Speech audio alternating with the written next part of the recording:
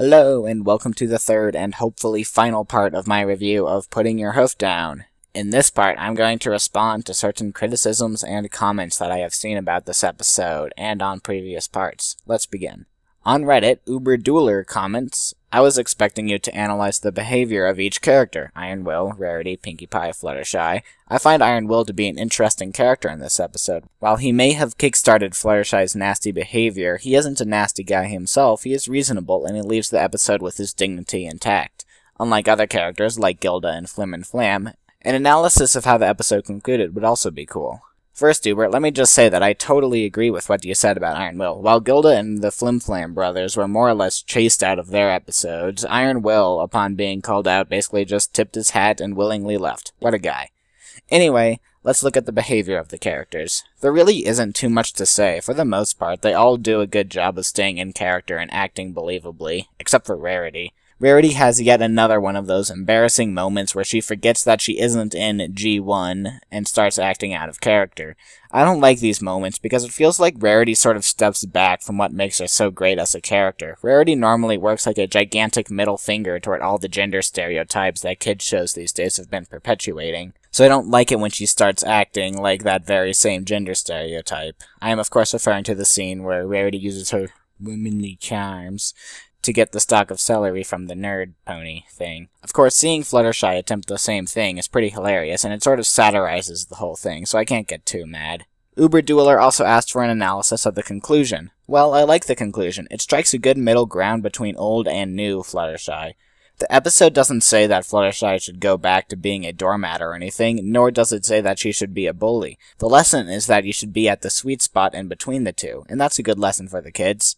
Now for the whole thing that made me start this review in the first place. I had always had the idea of making a Putting Your Hoof Down review at some point, but when I saw this very, very long post on the MLP analysis subreddit, I figured it would be time to start explaining myself. The writer of this post did make some interesting points, which I felt like I should address. The author makes the claim that this scene portrays domestic abuse. Now this certainly isn't the first time I've heard this. Nearly every time I mention this episode, someone brings this up. Now here's the thing. Calling that domestic abuse is a stretch, to say the least. Now I'm going to explain why the writers included that scene, why it was necessary, and why it really isn't that bad.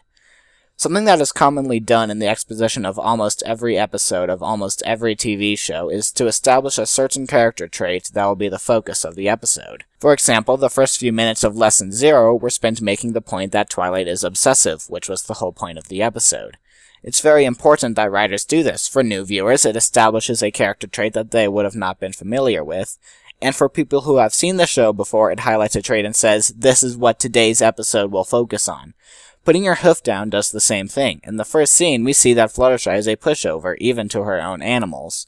And the writers had to make that clear. Now, Angel had always been pretty passive-aggressive towards Fluttershy, but that had always just been used as a gag in previous episodes.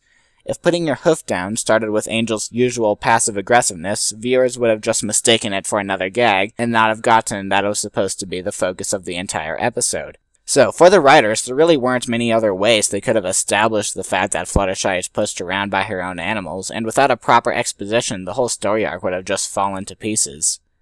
One last thing. In the aforementioned very long Reddit post, the writer at one point says, I never recalled Iron Will telling Fluttershy to get angry at the smallest things. Okay, well I don't mean to be rude here, but did you really not recall any of that? Never apologize when you can criticize. You laugh at me, I wrath at you. Cut in line, I'll take what's mine. You make me lose, I blow my fuse. Well, okay then. Anyway, this just about concludes my review of Putting Your Hoof Down. Thank you very much for watching.